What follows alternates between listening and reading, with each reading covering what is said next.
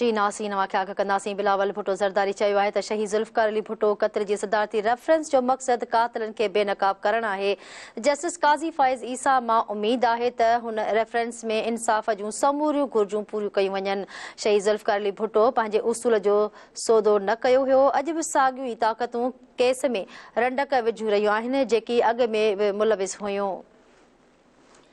अवां खे ख़बर ॾियूं पिया बिलावल भुट्टो सरदारी जो चवणु आहे त शहीद ज़ुल्फ़िकार अली भुट्टो क़त्ल जी सदारती रेफरेंस जो मक़सद कातिलनि खे बेनक़ाब करणु आहे। जस्टिस काज़ी फ़ाइज़ ईसा मां उमेद आहे त हिन रेफरेंस में इंसाफ़ जूं समूरियूं घुर्जूं पूरियूं कयूं वञनि।